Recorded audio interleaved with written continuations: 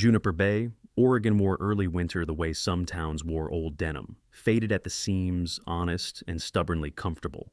The morning air tasted of salt from the inlet and pine from the ridgeline, with a thin sheen of frost clinging to the tops of parked cars like delicate lace. Across the water, gulls cut lazy arcs over the harbor, and somewhere beyond the last row of cedar trees, Mirror Lake lay still and dark, reflecting the pale sky like a held breath. Margaret Hart liked that kind of quiet.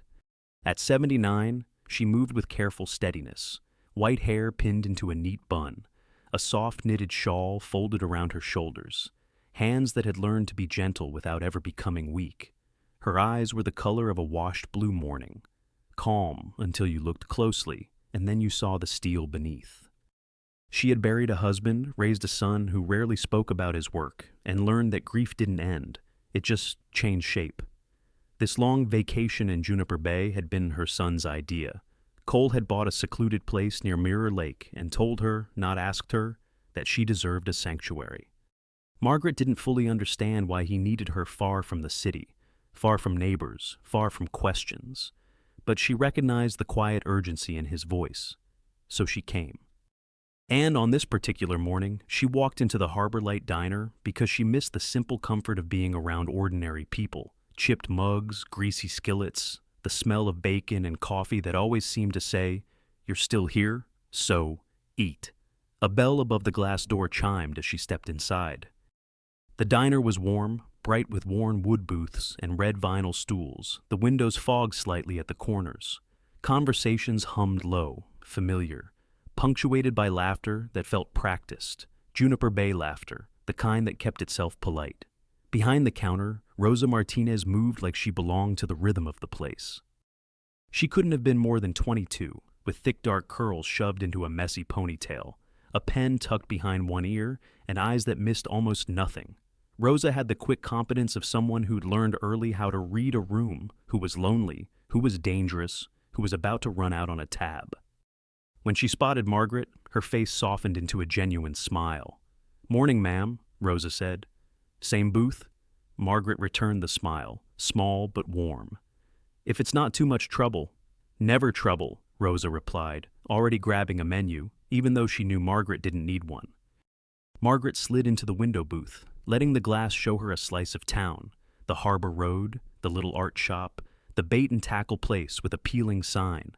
Across the street, a young man in a mustard beanie adjusted a tripod and aimed a camera at the diner like it was a postcard. He was a tourist, clearly, but the earnest kind. Clean jacket, bright eyes, hands moving with a careful, excited energy. Margaret watched him fuss with his settings and smiled to herself. People still came here to see something good. The young man glanced up, noticed her watching, and gave a polite wave before looking away, embarrassed. Rosa leaned in to pour coffee. "That's Nate," she murmured, voice low. "He's been filming around town. Says he's doing a little series on hidden coastal gems." "Let him," Margaret said softly. "Maybe he'll remind people what's worth protecting." Rosa's mouth tightened at the last word, as if Margaret had accidentally touched a bruise. Before Margaret could ask, the diner's front door opened again. Cold air rushed in with the next bell chime, and the room's hum faltered the way a song falters when someone changes the key. Roy Dalton walked in like he'd paid for the floor beneath everyone's feet. He was in his mid-50s, broad and heavy through the shoulders, his bulk built more from habit than health. A contractor's jacket hung open over a stained hoodie, and his cheeks were permanently flushed, as if anger lived too close to his skin. A thick ring sat on his right hand, a chunky piece of metal that caught the diner's fluorescent light when he gestured. Two men trailed behind him, quieter, thinner, the kind of friends who laughed when told to. Roy scanned the room with small, calculating eyes, and then smiled when he spotted Margaret's shawl and silver hair. Not a friendly smile. A smile like a door locking. Rosa's posture changed immediately. Her shoulders went stiff. Her hand hesitated around the coffee pot. Every table seemed to go quieter, forks pausing halfway to mouths. Margaret felt it too, the invisible agreement that no one wanted to be the person Roy decided to notice. Roy's boots thudded on the linoleum as he crossed the diner, stopping at Margaret's booth without asking. His shadow fell across her table. "Well now," he boomed, voice loud enough to make sure the whole place heard. Would you look at this? City money, enjoying our little breakfast joint. Margaret tilted her head up slowly. She didn't flinch. Good morning, she said, her tone polite in the way a closed gate is polite. Roy's friends snickered behind him. Roy leaned closer, the smell of stale tobacco and winter air on his jacket. You, the lady living up by Mirror Lake? He asked. It wasn't really a question.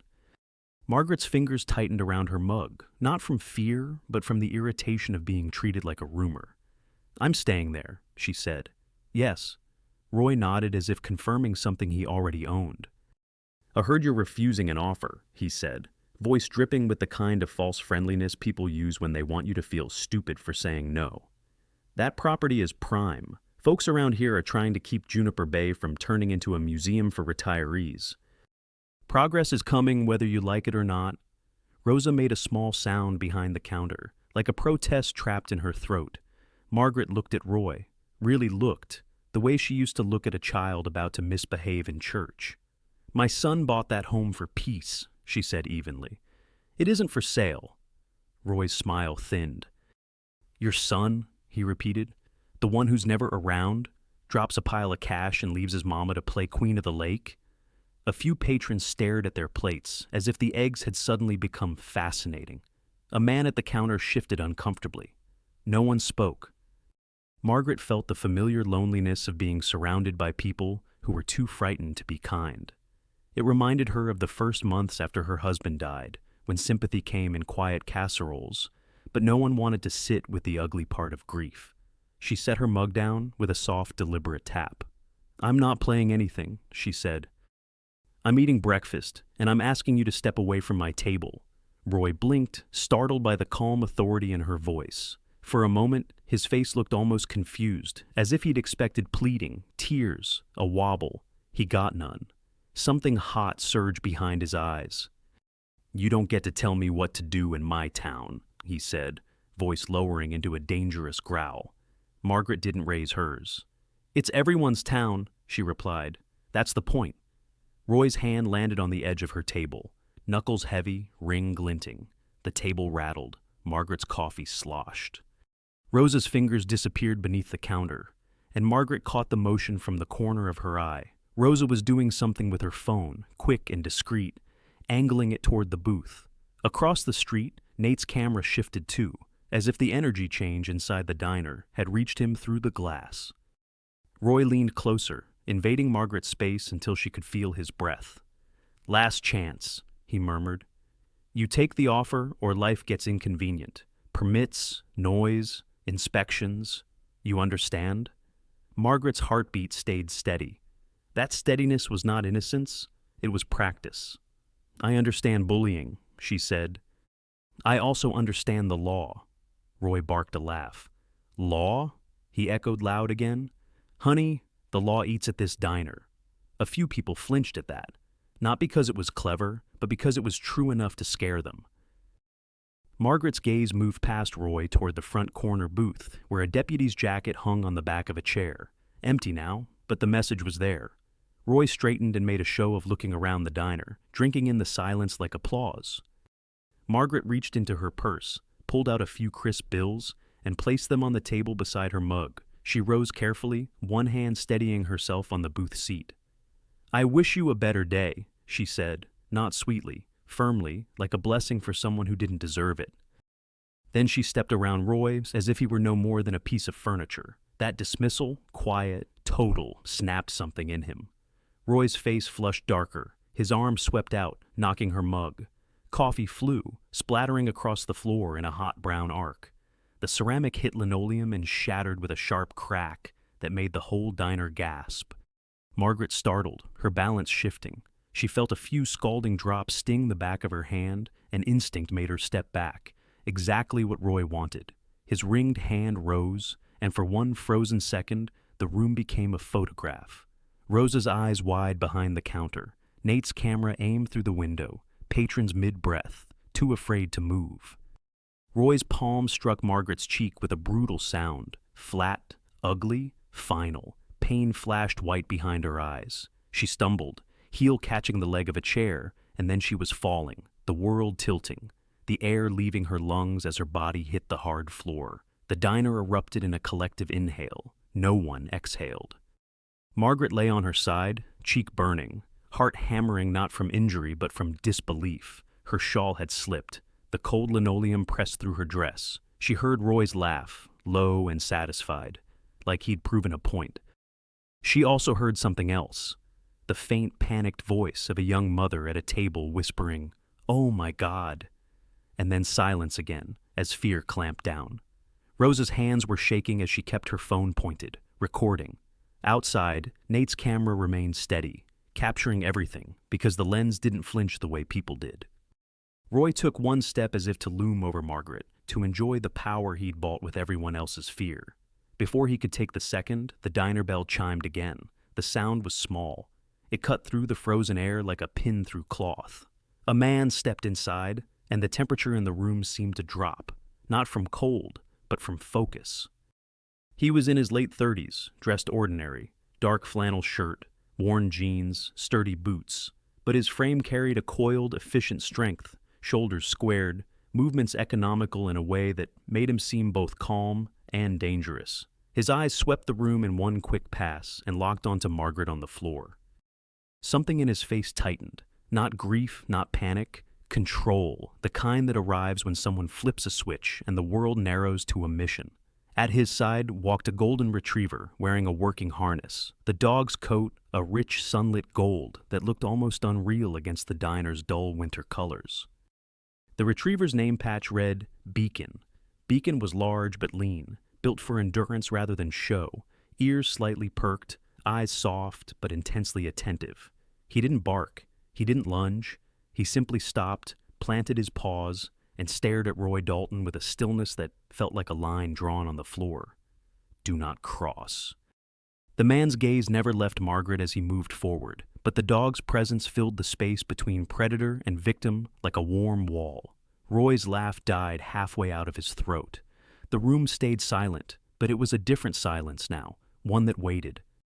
Cole Hart did not run. He moved the way a man moves when he has already decided what must happen next. No wasted steps, no flinching, no performance. In the doorway, he looked almost ordinary, late 30s, lean-muscled and broad through the shoulders, dark hair trimmed short, a day's worth of stubble shadowing a jaw that could have belonged to a model if it hadn't been hardened by years of saying very little. But the ordinary clothes didn't hide the posture. He stood like a straight line drawn through chaos. At his left, Beacon, 4 years old, golden retriever, rich amber gold coat, and a working harness that fit snug across a deep chest, shifted his weight forward in silence. Beacon's eyes were soft, but not naive. His gaze pinned Roy Dalton the way sunlight pins a shadow, not attacking it, simply refusing to let it pretend it isn't there. Roy's ringed hand hovered mid-air, the bully's grin faltering as if he'd just realized the room had changed owners without anyone raising a voice. Cole's eyes flicked down to Margaret on the floor. His expression did not crack, but something in his face tightened at the cheekbone, a small muscle that betrayed the heat he kept on a leash. He crossed the diner in 3 measured strides and dropped to a knee beside her. "Mom," he said, and the word carried a different kind of force than any threat. It was gentle, but it was absolute. Margaret's cheek burned, her pride more bruised than her skin. She tried to push herself up with one hand, stubborn as a pine root. Cole didn't yank her. He offered his forearm like a railing. "Breathe," he murmured, "slow." Margaret obeyed, because she had taught him to breathe through storms before he ever wore a uniform. Beacon stepped closer, placing his body at a slight angle between Margaret and Roy, close enough that Margaret could feel the dog's warmth like a living blanket, far enough that he wasn't crowding her. Beacon didn't growl. He didn't bare teeth. He simply existed with purpose, and it was more unnerving to Roy than noise would have been. "I'm all right," Margaret whispered, though her voice shook on the edges. Just startled. Cole's eyes tracked the red mark blooming across her cheek, then flicked to the scalded droplets on her hand. Something colder than anger settled behind his gaze. "Okay," he said, as if accepting the current state of reality before changing what he could. He helped her sit upright first, then stand, slow, steady, no sudden movements that might make her dizzy.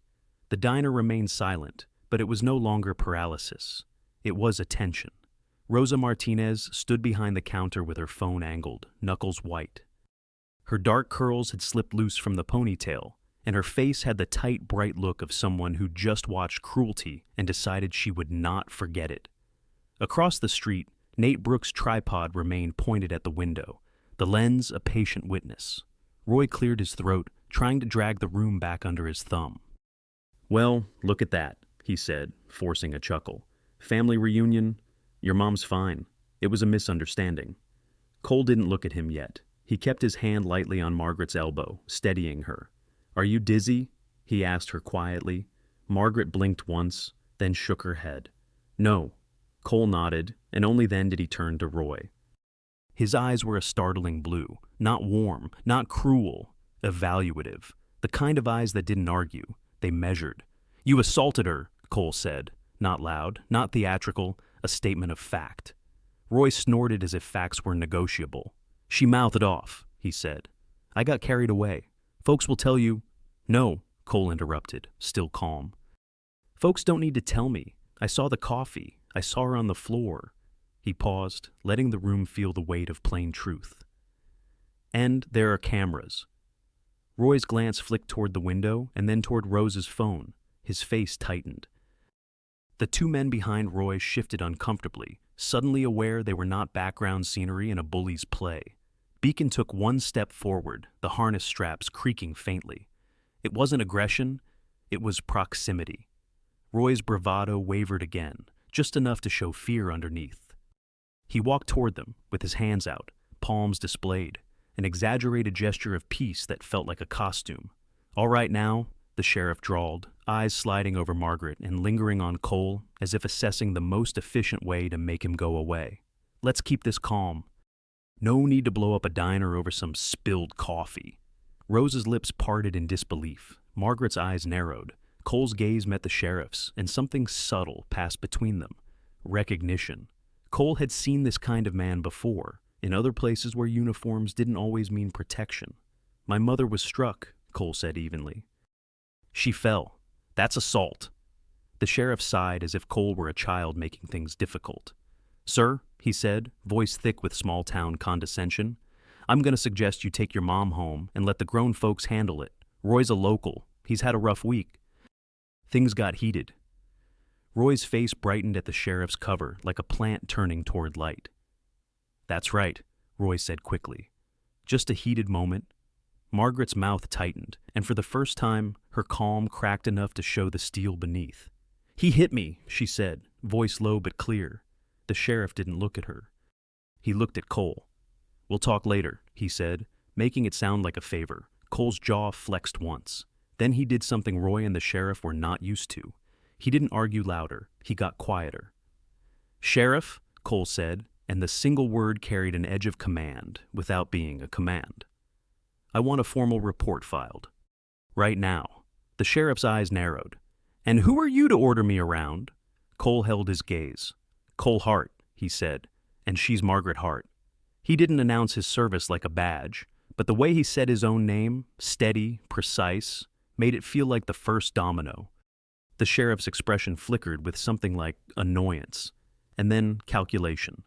"Never heard of you," he said. Cole nodded once, as if that was expected. "You'll file the report anyway." Beacon shifted from sitting to standing, positioning himself again between Margaret and Roy. Not in the sheriff's face, not barking. Simply reminding everyone where the boundary was. Sophie's small sob broke the silence from a back booth. The child had been watching the whole time with wide, terrified eyes. Her brother Caleb clutched her sleeve, his face pale. Cole's gaze flicked briefly toward them, and the restraint in his expression deepened. He understood now that this wasn't just about his mother. It was about what a town taught its children they had to tolerate. The sheriff took another step closer, lowering his voice to something meant to sound reasonable. "Listen, Mr. Hart," he said. "Juniper Bay takes care of its own. We don't need outsiders stirring up trouble." Margaret's eyes sharpened at the word outsiders. She had been here long enough already to feel the sting of it. Cole's face didn't change, but his eyes cooled further. "My mother is not trouble," he said, "and the law doesn't belong to a town. It belongs to the people." Roy barked a humorless laugh. You want to play hero? Go back to the city, Roy sneered. This is my... Stop, Rosa said suddenly, and the word came out louder than she intended. Every head turned toward her. Rosa stood rigid behind the counter, phone still pointed, eyes blazing with fear and fury. You don't get to talk like that, she said, voice shaking but not backing down. Everyone saw what you did. Roy's face twisted. Sit down, he snapped, as if she were property too. The sheriff's eyes flicked to her phone, and something dark passed across his face. An awareness of evidence. Cole noticed. He moved one step, angling his body so he could see both the sheriff and Roy at once. Rosa, he said gently, keep that recording safe. Rosa swallowed hard and nodded. Across the street, Nate's camera lens shifted slightly, the vlogger zooming tighter, as if he sensed the story just became bigger than a diner. The sheriff's mask tightened. Recording people in my town without permission it's evidence of a crime, Cole cut in, still calm. And if you try to confiscate it without a warrant, you'll be the one explaining yourself. The sheriff's face flushed. You threatening me? Cole's lips barely moved. I'm stating consequences. The room seemed to hold its breath again. Beacon's tail lifted a fraction, not wagging, alert, ready. His gaze stayed on Roy because Beacon understood the simplest truth. The greatest risk wasn't the man in the uniform. It was the man who enjoyed hurting people. Roy's fingers twitched, and for a heartbeat, Cole thought Roy might do something stupid, grab the phone, shove Margaret again, escalate because humiliation was poison to bullies. Beacon's body stiffened, a silent coil. Cole's hand tightened on the leash. Watch, Cole murmured to Beacon, so softly only the dog could hear. Beacon lowered his head slightly, eyes locked, muscles ready, not to attack, but to block. Roy took a half step forward, then stopped. He'd felt it. Something about the dog's stillness scared him more than barking ever would. The sheriff cleared his throat and attempted to reclaim control by pretending he had it. All right, he said stiffly. I'll have a deputy take a statement. He said it like a concession instead of an obligation. Cole didn't thank him. He turned to Margaret. We're leaving, he said softly. We'll do the report, then we go to the lake house. Warm up. Check you. Margaret nodded. Her pride wanted to stay and fight, but her body reminded her she was 79 and had just hit a hard floor. Beacon immediately stepped closer to her left side, matching her pace without crowding, as if he had decided she was his person now too. As Cole guided his mother toward the door, he paused beside Rosa. What's your last name? He asked quietly. Martinez, Rosa whispered. Cole nodded. Thank you, he said, and in those two words he gave her something the town hadn't. Acknowledgement. Outside, cold air slapped Cole's face. He helped Margaret into his truck, an older model, practical, clean, parked at an angle that gave him a clear view down the street. Beacon jumped into the back seat and immediately turned, sitting upright so his eyes could watch the diner through the rear window. Margaret touched her cheek and winced. Cole's hands hovered, wanting to check the bruise, but he waited until she nodded permission. I'm okay, she said again, softer this time, because now she could feel the tremor in her own hands. Cole's gaze slid to the side mirror. Across the street, Nate was already packing his tripod fast, expression tense, phone pressed to his ear like he was calling someone with excitement and fear braided together. Down the block, a dark SUV sat idling in a no-parking zone, windows tinted. It hadn't been there when Cole arrived. Beacon's ears pricked, and a low sound vibrated in his chest, so quiet it was almost a thought. Cole felt his pulse shift into a familiar rhythm. You see it too, he murmured to Beacon. Beacon's eyes didn't leave the SUV. Cole started the engine. The sheriff emerged from the diner doorway, watching them go with a face that tried to look bored. Roy stood behind him, rubbing his ringed hand as if rehearsing what he'd tell himself later. That he hadn't been afraid. Cole pulled out slowly, not fleeing, documenting. He clicked on his dash cam. He drove just far enough to see the SUV in his mirror begin to roll, casual, a slow predator pretending it wasn't hunting. Margaret noticed the change in Cole's posture, the way his shoulders set. Cole? She asked quietly. He didn't lie to her. He never had. We're being watched, he said. Margaret's fingers tightened around her shawl.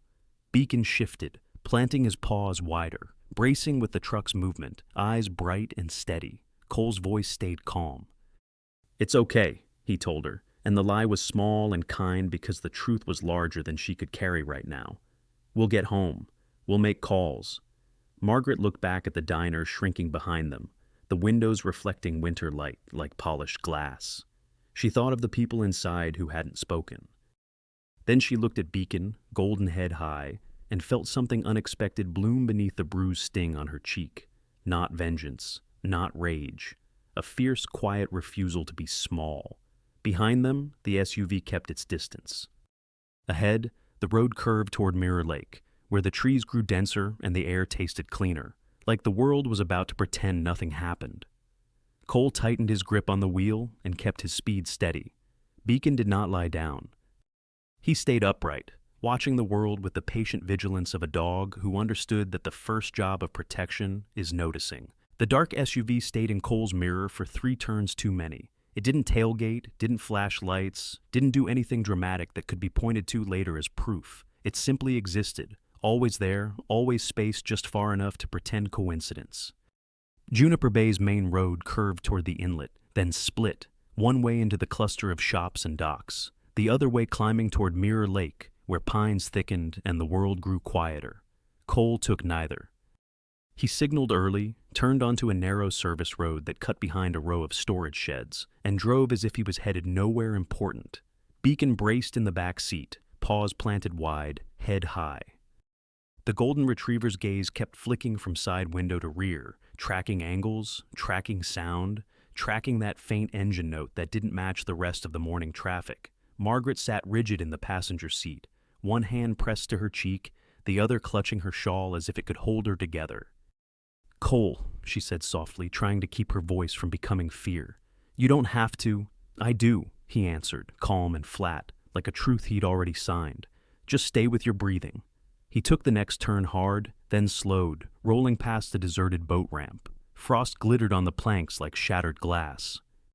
He parked for a count of 3 seconds, as if considering the water, then pulled out again. Different direction, same steadiness. In the mirror, the SUV hesitated. That hesitation told Cole everything. Coincidences don't hesitate. Beacon's ears twitched forward, and a low, quiet huff left his nose, alert without panic.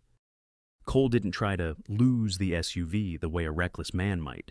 He simply confirmed it, then led it away from town before circling back toward the lake house by a route that forced the SUV to either commit visibly or peel off. At a 4-way stop, bordered by tall reeds and a closed bait stand, the SUV chose to peel off. It rolled forward, turned in the opposite direction, and disappeared behind a curve with the easy confidence of someone who believed they had made their point.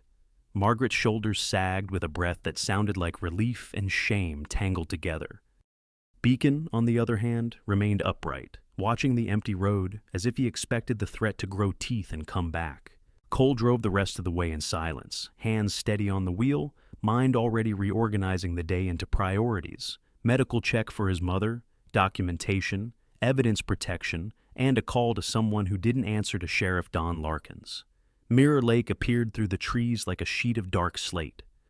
Cole's lake house sat set back from the road, modern but modest, cedar siding and wide windows that made it feel open, beautiful but vulnerable in the wrong hands.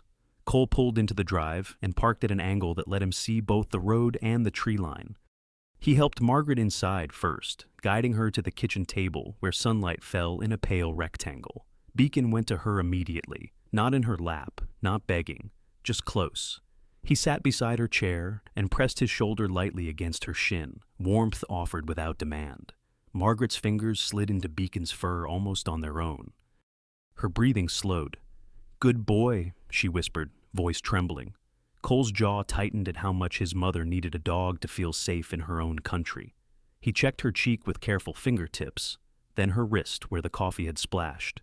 "We're going to urgent care," he said. "Not negotiable." "I'm not fragile," Margaret protested, but the fight was weak. "I know," Cole replied, and his voice softened. "That's why I'm doing it." He turned on the kettle, set out ice wrapped in a dish towel, and asked Beacon for a simple command. "Place." Beacon moved to a spot near Margaret's chair and lay down, head up, eyes open. Not sleep. Watch. It looked like obedience. It was devotion. While Margaret sipped water with shaking hands, Cole's phone buzzed again and again, the screen filling with missed calls from unknown numbers. One message came through from a contact labeled Rosa. She must have gotten his number from someone in town, or from the receipt she'd slipped into his mother's purse with a scribble on the back. The text was short enough to feel like it had been typed with trembling thumbs. I sent the video to Nate. He posted, "It's blowing up. Be careful." 10 seconds later, another message followed. "Sheriff's people are mad. Roy's not done." Cole stared at the screen until the words stopped being words and became a map. "Mom," he said quietly. Rosa filmed it. Margaret's eyes lifted. "The young woman," he murmured. "The one with the brave eyes." Cole nodded. "She's doing the right thing." Margaret's mouth tightened. "It will cost her," she said, not as prophecy, but as experience. The cost arrived faster than either of them wanted to admit. Around noon, while Cole was on the porch checking the perimeter line, the way he couldn't stop himself from doing, counting sightlines, noting where a car could park out of view, Rosa called. The sound of the diner in the background was gone. Instead, there was wind, and a muffled sniff like she'd tried not to cry and failed. "They fired me," she said, and the words came out like something she'd had to force past a lump in her throat. Cole closed his eyes once, anger contained. "Who?" "Howard," Rosa said. "Manager?" He said, "Corporate policy," and then he said, "The mayor's office called." She laughed once, bitter. "Like I'm stupid." Beacon, hearing Rosa's voice through the phone, rose and came to Cole's knee, pressing his head there. Cole rested his hand on Beacon's skull, grounding himself the way he'd just asked his mother to ground herself. "You still have the original recording?" Cole asked. "I saved it to 2 places," Rosa said quickly, pride bleeding through fear. "And I emailed it to a news station in Portland. But, Cole, they're going after Nate too. He's the one who posted the diner footage. He's staying at a cabin off Driftwood Lane." "He texted me. He thinks someone's been watching him." Cole didn't waste time on reassurance. "Don't go back to the diner," he told her. "If anyone contacts you, sheriff, mayor, anyone, save it. Screenshot, record. And Rosa?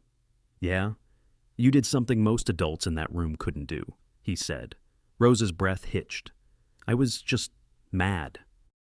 "They're good," Cole replied. "Stay mad, but stay smart." He ended the call and looked toward the road. Nothing moved. That didn't mean nothing was there. Nate's video went nuclear by early afternoon.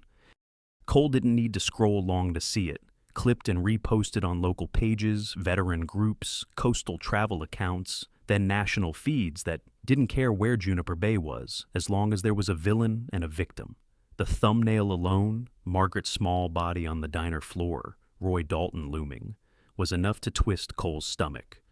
Comments stacked by the thousands, outrage multiplying like sparks in dry grass.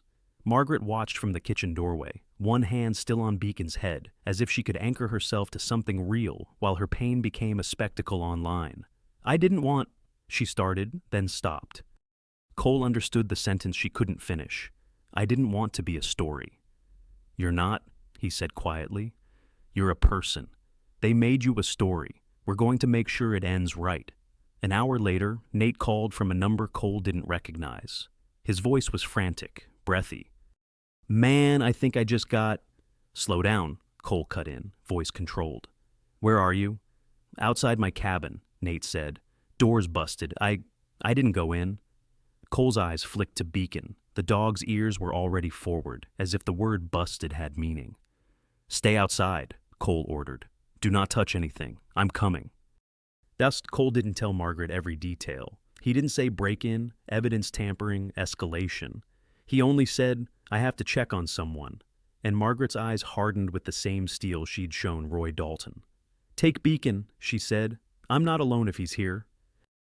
Beacon's tail thumped once at the sound of his name, and Cole felt a sharp gratitude for a dog who could be both shield and comfort, depending on who was bleeding. Cole left Beacon with Margaret for exactly 2 minutes, long enough to grab his keys, his notebook, and a thick jacket, then knelt by the golden retriever and clipped on the leash. "You're with me," he murmured. Beacon stood instantly, ready, but before following Cole out, he turned back to Margaret and nudged her hand once, gentle, like a promise. Margaret's fingers curled into his fur. "Come back," she whispered. Cole nodded. "I will." Driftwood Lane was a thin road that wound through spruce and alder, cabins spaced like secrets. Nate's rental sat near the end, small, wood-sided, with a porch light that was on in daylight, like it hadn't known how to turn off fear. Nate stood in the yard with his camera bag clutched to his chest, as if it contained his lungs. He was younger up close, mid-20s, freckles across his nose, eyes too wide for his face. He looked like a kid who'd wandered into a storm by accident. "That's him," Nate said, pointing at nothing and everything. "I swear there was a truck down the road when I left this morning." Cole didn't ask which truck. He didn't need the brand. He needed the pattern. The cabin door frame was splintered, lock shattered. Inside, through the crack, Cole could see chaos, a chair overturned, drawers yanked out. "Stay behind me," Cole told Nate. Then, to Beacon, so low it was almost breath, "Search." Beacon moved forward with sudden precision, nose down, sweeping the porch boards first, then the threshold, then pausing at the broken lock. His tail stayed level, not wagging, working mode. He entered the cabin without pulling, leash slack, and began tracing a route that made no sense to a casual observer, but perfect sense to a dog who read scent like language. Nate's voice trembled. "They smashed my laptop last month when I was in Tulsa," he blurted, panic spilling. "This feels like that. Like someone's trying to erase you," Cole finished, eyes scanning the floor for disturbed dust, footprints, anything. "They didn't steal valuables," Nate said. His voice cracked. "They just destroyed." Beacon stopped near the couch, nose pressed into a pile of scattered clothing. He inhaled once, then lifted his head and turned sharply toward the back door. Cole followed. In the narrow backyard, snow lay thin in patches where sunlight couldn't reach. Beacon moved straight to a spot beside the woodpile, sniffed the ground, then pawed once. Careful, not digging, indicating. Cole crouched and saw it, a tiny black rectangle half buried in frost. Micro SD card. Nate's breath left him in a strangled sound. That's my backup," he whispered. "I hid it in my jacket pocket. How?" Cole didn't answer. Beacon had answered. Cole picked it up with 2 fingers and slipped it into an evidence bag from his jacket pocket.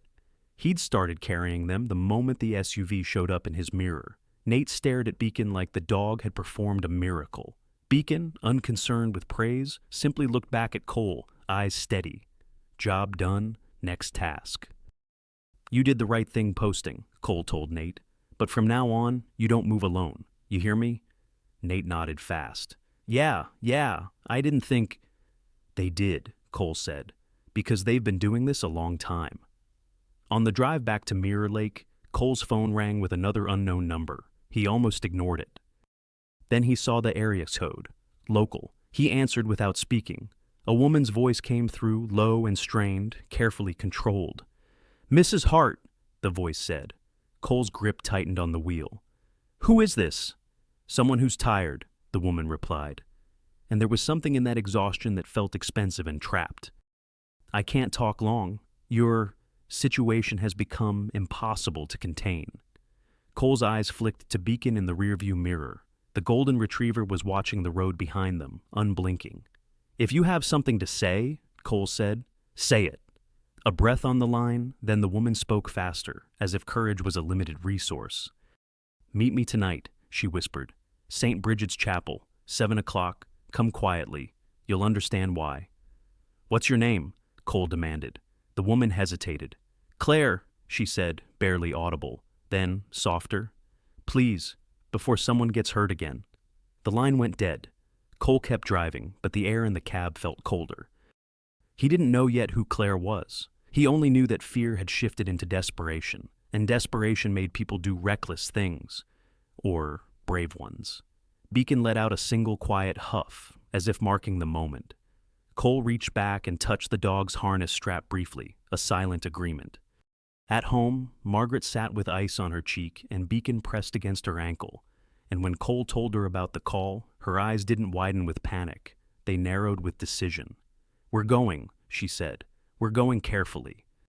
Outside, Mirror Lake reflected the fading sky like a dark mirror that refused to lie, and somewhere in Juniper Bay, the town's hidden machinery began to grind louder, because the internet had lit the match, and now even the shadows were starting to move. By 6:30, the sky over Mirror Lake had turned the color of bruised pewter, and the trees along the shoreline stood like dark sentries against the last thin ribbon of daylight. Cole moved through the house with quiet efficiency, checking the locks, turning off unnecessary lights, making sure his mother's coat was layered and warm. Margaret sat at the kitchen table with a cup of chamomile she wasn't drinking, ice wrapped in a towel pressed to her cheek. The bruise had deepened into a shadowed bloom, but her gaze was steady. Beacon lay near her feet in a calm place position, head up, eyes tracking every shift in the room. When Cole pulled a small notepad from his pocket and wrote St. Bridget's Chapel, 7 p.m., caller, Claire, Margaret watched his pen move and said, "If you think this is too dangerous, say so." Cole didn't look up as he answered, because if he met her eyes, he might lose the thin thread of control he was holding. "It is dangerous," he said. "That doesn't mean we don't go. It means we go correctly." Margaret exhaled once, the kind of breath that sounded like a door unlocking inside her. "Then I'm coming," she said. "I'm done being escorted out of my own life." Beacon rose as if the decision had been spoken in a language he understood, padding over to Margaret's chair and resting his chin lightly on her knee. Margaret's fingers slid into his fur, and for a second, her hands stopped trembling. Cole crouched and checked Beacon's harness, reflective trim covered, working patches secured, leash clipped to a stout metal ring. "We're not heroes tonight," Cole murmured to the dog, voice so low it was almost breath. "We're witnesses." Beacon's tail thumped once, controlled, then he leaned into Cole's hand as if to say, "I'm ready." They drove into town without headlights for the first few seconds, letting their eyes adjust to the darkness before Cole clicked them on. It wasn't paranoia, it was habit, and habit had kept him alive in places where roads were worse than Oregon's. He didn't take the main route past Harbor Light Diner. He cut around the marina, through a row of sleeping storefronts, then parked 3 blocks from the chapel, behind a closed florist shop where the streetlight flickered like it couldn't decide whether to work. Margaret's breath fogged the passenger window. "How will we know it's her?" she asked. Cole's eyes stayed on the mirrors. "We won't," he said. "Not at first." He stepped out, cold air biting at his face, and took Beacon around the truck in a slow circle. The golden retriever's nose dipped to the wheel wells, the undercarriage, the seams along the doors. He paused at the rear bumper, inhaled sharply, then huffed once, quiet warning. Cole crouched, fingers searching along the metal, and felt a small plastic puck stuck beneath the bumper with adhesive. A tracker, the kind anyone could buy, but the kind people used when they wanted you to feel watched. Cole peeled it off and slipped it into a plastic bag, his jaw tightening. Margaret watched through the windshield, her expression not panicked now, furious, but cleanly so. Beacon moved closer to Cole's knee and leaned in, steady pressure. Cole stroked the dog's shoulder once. "Good find," he whispered. Then he and Margaret walked the last blocks with Beacon at their side, the leash loose but ready, the dog's body angled slightly toward the street, as if he were absorbing the world on both sides at once. Saint. Bridget's Chapel sat back from the road in a small grove of alders, stone walls dark with moisture, a narrow bell tower rising like a finger pointing at the sky. It was older than Juniper Bay's shiny vacation brochures, older than the developers' glossy renderings, older than the men who believed money could erase whatever they wanted. The front door was unlocked. That alone made Cole's skin tighten. Most churches in small towns didn't lock, not because the world was safe, but because faith liked to pretend it was. Inside, the chapel smelled of cold stone and old wood and faint candle wax. The pews were worn smooth by decades of restless hands. A few votive candles flickered near the altar, their light small but stubborn. Cole stopped in the entryway and listened. No footsteps, no voices, only the soft tick of a wall clock somewhere in the back. Beacon's nails clicked lightly on the floor as he moved one step ahead, head lowered, sniffing the air in careful pulls. He paused, turned his head toward the left aisle, then looked back at Cole, eyes intent. Cole followed his line and saw a side door slightly ajar, a hairline crack of darkness behind it. He didn't touch it. He simply positioned himself between Margaret and that door and murmured, "Stay behind me." Margaret didn't argue. She stepped closer, her fingers brushing Beacon's back as if drawing courage from the dog's warmth. Then a figure rose from the front pew, slow, as if she'd been sitting there, trying to make herself invisible. She wasn't wearing a coat, just a long, dark cardigan over a simple dress, hands clasped so tightly her knuckles looked pale. She turned, and the candlelight caught her face. Early 40s, delicate features strained by sleeplessness, hair pulled back too neatly, like she'd trained herself to look composed even when she was breaking. Her eyes were red-rimmed but clear. "Mrs. Hart," she whispered. Margaret stepped forward half a pace, chin lifted. "Yes," she said. "And you're Claire." The woman nodded once.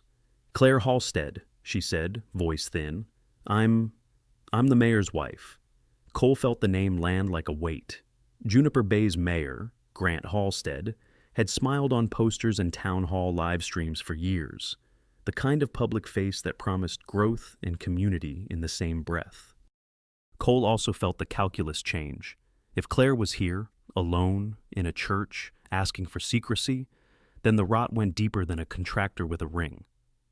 "You shouldn't be here," Cole said quietly, not to scare her, but to tell the truth. "Neither should you," Claire replied, her gaze flicking to Margaret's bruised cheek with a flash of pain that looked like guilt. "I saw the video," she said, "and I saw my husband's text messages afterward. The way he spoke about you, like you were an obstacle." Margaret's mouth tightened. "We all become obstacles to men like that," she said softly. Claire flinched as if the words had hit too close. Beacon moved forward 2 steps, then stopped near Claire's knees. He sniffed her hands, then sat, calm, non-threatening, eyes soft. Claire's breath shuddered.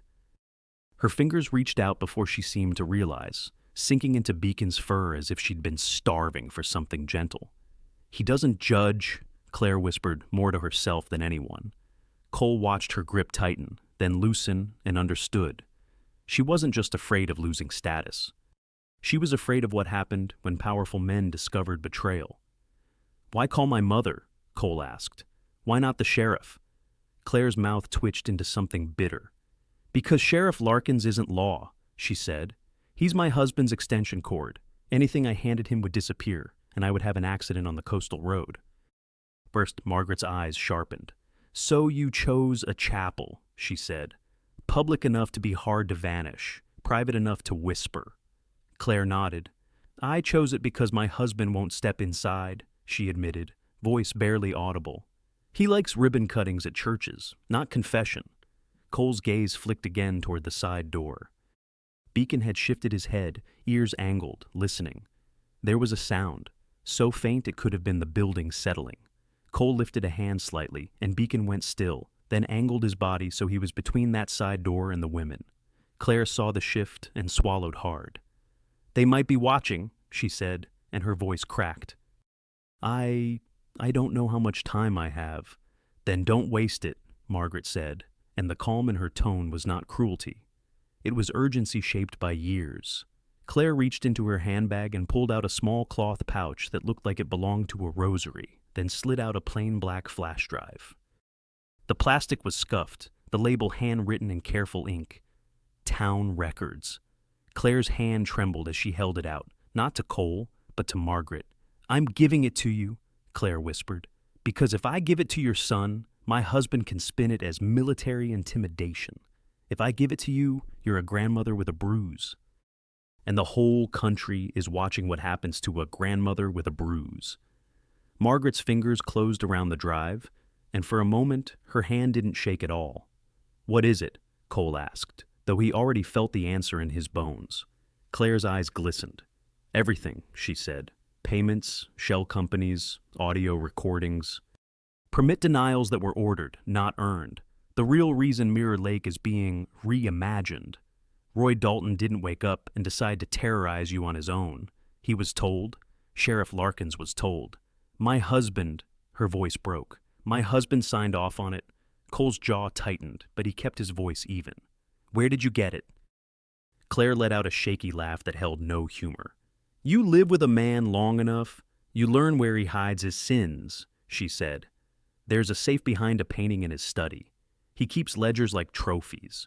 She swallowed, eyes pleading. I copied it. I put the originals back. He doesn't know yet. Margaret looked at Claire, and the older woman's expression softened with a kind of fierce compassion. You're doing a dangerous thing, Margaret said. Yes, Claire whispered, because I waited too long to be brave. Beacon's head turned sharply toward the chapel's entrance, nostrils flaring. Through the thick stone walls came the faint crunch of gravel outside, then the soft thud of a car door. Cole's body went cold and precise. He didn't pull out a weapon. He didn't have to. He simply stepped closer to Margaret and Claire and lowered his voice. We leave now, he said. Claire's eyes widened. Quiet, Cole murmured, and Beacon rose, moving ahead toward the aisle. Not charging, guiding. Margaret tucked the flash drive into her inner coat pocket, her fingers pressing it flat against her chest as if it were a heartbeat. Cole didn't go out the front doors. He went through the opposite side exit that led into the grove, pushing it open just enough to slip through. Beacon went first, then Margaret, then Claire. The air outside was colder, damp with the smell of moss and salt. In the grove, darkness pooled between trunks. Beacon's tail stayed level as he led them around the back of the chapel, away from the parking area. Another crunch sounded, closer now, followed by a low murmur of voices. Cole caught a phrase carried on wind. Should have met at the diner! Then a sharper voice. Just check the doors. Cole's eyes narrowed. Someone was searching, not strolling. Beacon stopped and looked back, ears pricked, then angled left toward a narrow footpath that dipped behind the cemetery stones. Margaret followed without hesitation, her breath controlled, her pain now a fuel. Claire stumbled once, catching her shoe on a root, and Beacon immediately pressed his shoulder against her calf, steadying her without looking away from the path ahead. Claire's hand flew to Beacon's fur like a reflex. Thank you, she whispered, and the words sounded like surrender. They reached Cole's truck without being seen, but the sound of footsteps on gravel was too close for comfort. Cole didn't turn on the cabin light. He didn't slam doors. He slid Margaret into the passenger seat, Beacon into the back, then hesitated, because Claire stood beside the truck, eyes shining with fear, her hands empty now that she'd handed away her last shield. Come with us, Margaret said suddenly. Claire blinked. I can't, she whispered. If I disappear, he'll know. Cole watched her face and understood the trap she lived in, a cage with golden bars. Then you need a plan, Cole said, and you need allies who aren't bought. Claire swallowed hard and nodded once. I'll call you, she said. From a safe number, please. Make sure it gets to the right people. But Margaret's fingers pressed against the pocket where the drive lay.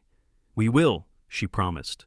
Beacon, sensing the fracture in Claire, leaned forward from the back seat and licked her knuckles once through the open window. Warm, simple. Claire's breath hitched, and she pulled her hand back as if she'd been burned by kindness. Cole started the engine and pulled away without headlights until the first turn, keeping the truck's presence quiet against the night. In the rearview mirror, he saw a vehicle roll into the chapel lot, its headlights sweeping the stone walls like searching eyes. Too late. Back at the lake house, Cole locked the door, drew the curtains, and placed the flash drive on the kitchen table like a loaded truth.